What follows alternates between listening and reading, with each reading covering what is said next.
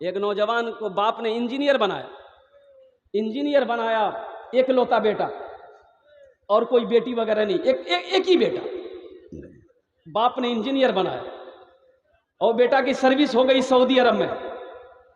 Saudi अरब से आया तो माँ सोची कि अब हम लोग बूढ़े हो चुके हैं, घर में कोई है नहीं, बेटे की शादी करा देते हैं तो कम से कम बहू आ जाएगी घर में तो थोड़ा सा मेरी मदद हो जाएगी।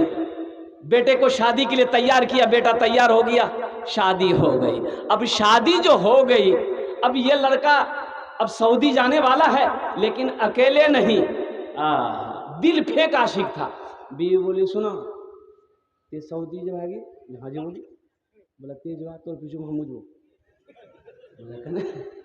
बोले नहीं हमार मन नहीं लगता, ये वहाँ रहवा हमें यहाँ रहो, नहीं चलती गाड़ी। तो लड़का तो आशिक था बीवी का आशिक था। बोले ठीक है तुम भी मेरे साथ सऊदी चलना। जब ये बात माँ के कानों में पहुंची ना कि मेरा बेटा सऊदी जा रहा है, बहू को भी लेके जा रहा है, तो माँ ने समझाई बेटे को, बेटा मेरे लाल तेरा निकाह मैंने करवाया, तेरी शादी करवाई इसलिए कि मेरे घर में बहू आ जाएगी, हम लोगों की थोड़ी खिदमत कर लेगी और 2 वक्त की रोटी हम लोगों को मिल जाएगी। तो बेटे ने कहा कि नहीं अम्मी, ये मेरे बिना अकेले नहीं रह पाएगी, आप लोग रहिए ना, जैसे पहले रहते थे वैसे रहिए ना, ये मेरे साथ सऊदी जाए।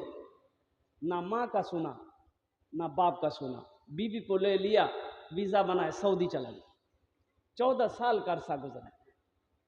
कितने साल गुजरे भाई, कितने साल गुजरे? 14 साल गुजर गया। इन 14 साल में वो 12 हज किया। कितना हज किया? एक बार देख रहा है कि खाने काबा के पास में बैठकर, खाने काबा के पास बैठकर ज़ारो कतार रो रहा है, ज़ारो कतार रो रहा है। पीछे से कंधे पर किसी ने हाथ रखा और पूछा कि बेटा कौन ऐसा गुनाह तुमने किया है जो इस तरीके ज़ारो कतार रो रहे हो, क्या बात है? तो नौजवान कहता है कि बाबा ये मेरा 12वां हज है, 12वां हज है। जब भी मैं हज करने आता हूं ऐसा लगता है मेरे दिल पे किसी ने ताला लगा दिया है। तो बुजुर्ग अल्लाह वाले थे, समझ गए। उन्होंने कहा कि लगता है तुमने किसी का दिल दुखाया है, तेरी माँ जिंदा है, बाप जिंदा है? ये नौजवान और रोने लगा, बोले कि 14 साल हो गए, ना माँ को देखा ना बाप को देखा, वो किस हाल में है मुझे पता नहीं, मुझे खबर नहीं। तो बुजुर्ग ने कहा ए नौजवान, फिर ये खाने काबा में बैठकर क्या कर रहा है? जा अपना घर जा, अपने माँ बाप को ढूंढ, उनसे अगर वो नाराज है तो माफी मांग ले, वो माफ कर देगा, अल्लाह तेरे दिल के ताले को खोल दे। ये नौजवान उठा, रूम पे आया, सारा सामान पैक किया, टिकट बनाया, हिंदुस्तान पहुंचा। और अपना वो जिस बस्ती का रहने वाला था ना, वो बस्ती जब पहुंचा करीब में तो देखा कि बिल्डिंग ही बिल्डिंग है, सब पक्के का मकान बना लिया। अब उसका मकान कहाँ, झोपड़ी है, पता नहीं। 14 साल हो गया था, सोचने लगा मेरा घर कौन सा है। तो एक बूढ़े मियाँ बस्ती से बाहर घास काट रहा था। ये नौजवान बूढ़े मियाँ के पास गया, कल के कि चचा, अपना बाप का नाम लिया कि ए चचा अब्दुल्ला साहब घर कौन डाजी है? तो बूढ़े मियाँ नीचे से ऊपर तक देखा, बोला कि अब्दुल्ला मियाँ, वो तो बेचारे तब इस दुनिया में नहीं रहे, उसको मरे हुए 6 साल हो गए। ये नौजवान रोने लगा, बोले कैसे मर गया? तो बूढ़े मियाँ बोले कि उसका एक ही बेटा था, एक ही बेटा था, बड़ी मेहनत से बाप ने पढ़ाया था, इंजीनियर बनाया था, शादी किया और अपने माँ बाप को छोड़कर चला गया, ना माँ की सुना ना बाप की सुना, और ऐसा गया कि अपने माँ बाप को भूल गया। बाप अपने बेटे के गम में रोते रोते रोते इस दुनिया से चला गया। ये नौजवान ने पूछा कि उसकी बीवी का, अपनी माँ के बारे में पूछा कि उसकी बीवी का क्या बना? बोला उसकी बीवी बेचारी जब बेवा हो गई, दूसरे के घर में काम करती थी, खाती थी। अब तो सुनने में आया कि आंखों की रोशनी भी खत्म हो गई है, बदन में फालिज लकवा मार दिया है, बिस्तर पे पड़ी रहती है, किसी को होता एक रोटी लाकर पहुंचा देता है, नहीं तो फाका से वक्त गुजर जाता। यह नौजवान रोने लगा, तो वो बूढ़े मियाँ पूछने लगे कि तुम कौन हो, उसका कौन लगते हो? तो उन्होंने कहा कि चचा मैं आपको क्या बताऊं, वो गुनहगार बेटा कोई और नहीं मैं ही। बोला हाँ, जा तेरी माँ इंतजार कर रही है, उसका आखिरी वक्त है, बस यही दुआ करती है कि या अल्लाह मेरी मौत उस वक्त तक ना हो जब तक मैं अपने बेटे को देख ना लूं। ये नौजवान लरसते कांपते हुए वो आंगन में कदम रखा है, चारपाई पे देखा नहीं सी कमजोर सी एक बुढ़िया ज़ईफा लेटी हुई है। कदम की आहट सुनकर बुढ़िया उठना चाहिए, उठ ना पाई, तो आवाज देती है वो बुढ़िया, कौन है मेरे आंगन में, कौन आया है? ये नौजवान रोते हुए कहता कि अम्मा तेरा गुनहगार बेटा, तेरा गुनहगार बेटा। तो माँ के कानों में जब बेटे की आवाज पड़ती है तो माँ है ना, माँ कहती है बेटा वहां खड़ा होकर क्या करता है, मेरे करीब आ जा, आंख तो नहीं है कि तुझे देख पाऊं, मेरे कलेजे से लग जा ताकि मेरे दिल को ठंडक मिल जाए। अभी जिंदा है तेरी माँ, अपनी जन्नत बना लो ना, इल्म हुनर खरीद ली, शोहरत खरीद ली, इल्म हुनर खरीद ली, शोहरत खरीद ली, हर आफियत खरीद ली, बरकत खरीद ली। एक शब जो माँ के पाँव दबा कर मैं सो गया, एक शब जो माँ के पाँव दबा कर मैं सो गया, ऐसा लगा कि मैंने, ऐसा लगा कि मैंने जन्नत खरीद ली। अभी जिंदा है तेरी माँ, अपनी जन्नत बना लो ना, बना लो बना लो बना लो, अभी जिंदा है तेरी माँ, अपनी जन्नत बना लो ना। इंशाल्लाह माँ बाप की कदर करेंगे, कितने लोग करेंगे इंशाल्लाह? हाथ उठाओ, मैं दुआ करूंगा। अल्हम्दुलिल्लाह माशाल्लाह, ये अल्लाह हमारे बच्चों ने, नौजवानों ने हाथों को बुलंद किया है।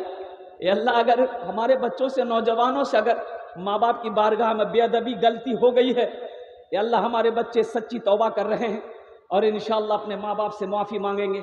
अल्लाह हमारे बच्चों की इस गलती को तू मुआफ़ अता फरमा दे, आमीन बोले अल्हम्दुलिल्लाह। मौजूद सामईन किराम, अभी आपके नज़रों के सामने 24 बच्चों की दस्तार बंदी हुई है, आपके नज़रों के सामने है। इनके सर पे आज हम लोगों ने पगड़ी बांधी है, मदरसे वालों ने, उलमाए किराम ने पगड़ी बांधा है। कल क़यामत के दिन हशर के मैदान में इस बच्चे के बाप के सर पे अल्लाह नूरानी ताज सजाएगा, बाप के भी सर पे सजाएगा, माँ के सर पे भी सजाएगा, माँ के सर पे भी अल्लाह सजाएगा, ताज सजाएगा। और उस ताज के अंदर में कितनी रोशनी होगी। हजरत मुआज़ बिन जबल रदी अल्लाह तआला अन्हु जलीलुल क़द्र साहबी फरमाते हैं कि उस ताज के अंदर में इतनी रोशनी होगी, सूरज की रोशनी उसके सामने फीकी पड़ जाएगी। तो अहले महशरियों पूछेंगे अल्लाह के फरिश्ते से, ये कौन है? अंबिया हैं, शुहदा हैं, सालेहीन हैं, सिद्दीकीन हैं, कौन है जिसके सर पे ताज है? अल्लाह के फरिश्ते जवाब देंगे, नहीं नहीं नहीं, ये सिद्दीकीन नहीं है, अंबिया नहीं है, शुहदा नहीं है, बल्कि ये वो बाप है जिन्होंने दुनिया के अंदर में अपने बेटे को हाफिज कुरान बनाया। इंशाअल्लाह मेरे भाई, आपका बेटा बड़ा हो गया, अब आप हाफिज कुरान नहीं बना सकते, तो इंशाअल्लाह एक अमल है, एक अमल है, एक अमल है। अल्लाह के ख़जाने में किसी चीज़ की कमी है मेरे भाई? भाई अल्लाह के ख़जाने में किसी की कमी है? कोई कमी नहीं है। शायद अल्लाह जो मकाम हाफिज़ कुरान के बाप को दे, शायद अल्लाह ताला कुरान के सदक़े में, कुरान के तवस्सुल से अल्लाह पाक कुछ मकाम आपको भी अता फरमा दे। एक अमल है, इंशाअल्लाह मैं बताऊँगा तो करेंगे इंशाअल्लाह। मेरे भाई अल्हम्दुलिल्लाह, अल्लाह दौलत दिया है, पैसा दिया है, ज़मीन दिया है, सोना दिया है, चांदी दिया है। आज अपने पैसे से एक बच्चे को हाफिज़ कुरान बना दो ना, एक गरीब का बच्चा हाफिज़ कुरान बना दो। एक हाफिज़ कुरान 10 जहन्नमी को जन्नत में लेकर जाएगा। कितने आदमी को लेकर जाएगा? अरे बोलो ना भाई। एक वकील साहब कितने को लेकर जाएगा जन्नत में? 11 को? नहीं लगी थी वकील साहब। अब प्रोफेसर साहब, बड़ा बाबू, एक हाफिज कुरान 10 जहन्नमी को जन्नत में लेकर जाए। अब किसको लेकर जाएगा? वो जिसको चाहेगा उसको लेकर जाएगा। क्या ना आप नहीं चाहते हैं कि हम भी जन्नत के अंदर जाए? भाई चाहते कि नहीं चाहते? भाई चाहते हैं ना? तो इंशाल्लाह 5 आदमी जुड़ो ना, हम 10 दुआ करेंगे। कबूलियत की घड़ी, कबूलियत की घड़ी है। तहज्जुद का वक्त शुरू हो चुका है। कबूलियत की घड़ी, 10 दुआ करबो अपनार जन्य 10टे दुआ करबो। अल्लाह का कुरान कह रहा है वक़ाल रब्बुकुम उदऊनी अस्तजिब लकुम। मेरा अल्लाह कहता है कि मेरा बंदा तुम मुझे पुकारो, मैं तेरी दुआ को कबूल करूँगा। है कोई नौजवान, अभी माँ के बारे में मैंने तकरीर आपको सुनाया है, बाप के बारे में तकरीर सुनाया, कोई बेटा का है ऐसा कोई आशिक बेटा अपनी माँ की मोहब्बत में, अपने माँ के लिए, अपने बाप के लिए, एक बच्चे को हाफिज कुरान बनाओ, एक बच्चे को हाफिज कुरान बनाओ कि हजरत आज मेरी माँ तो नहीं है, मेरा बाप तो नहीं है, लेकिन माँ बाप ने मुझे पाल पोस कर बड़ा किया। मेरा बाप खेत छोड़कर मरा है, बहुत कुछ देकर मरा है। अरे कुछ नहीं तो कम से कम मेरा बाप पाल पोस कर बड़ा तो किया है, इससे बड़ा एहसान कुछ। एक साहबी ने, बद्दू ने पूछा, या रसूलल्लाह मेरे माँ बाप के मेरे ऊपर में क्या हक है? क्या मैं अपनी माँ के बाप को खिदमत करूं तो उसका कर्जा अदा हो जाएगा? अल्लाह के रसूल ने इरशाद फरमाया, ए नौजवान, तेरी माँ, तू अपनी जब तक होश संभाला है उस वक्त अपनी माँ को कंधे पे बिठा ले और मौत की सुबह तक सारी दुनिया अपने माँ को कंधे से ना उतारना, घूमते रहो। फिर भी तुम दूध का वो कतरा जब तू पैदा हुआ था तेरी माँ ने पहले हल्क में ठोप गिराया था ना, तेरी माँ ने दूध का पहला ठोप तेरी जबान पे जो रखी थी ना, उस एक ठोप का कर्जा नहीं अदा कर सकता। अल्लाह, ये तो ना जाने कितने 2 साल तक, 2.5 साल तक दूध पिलाई है। अरे इनको तो छोड़ो, इनको छोड़ो, पहला कतरा दूध का पूरी जिंदगी औलाद माँ बाप की खिदमत करता रहे, इसका हक अदा नहीं कर सकता।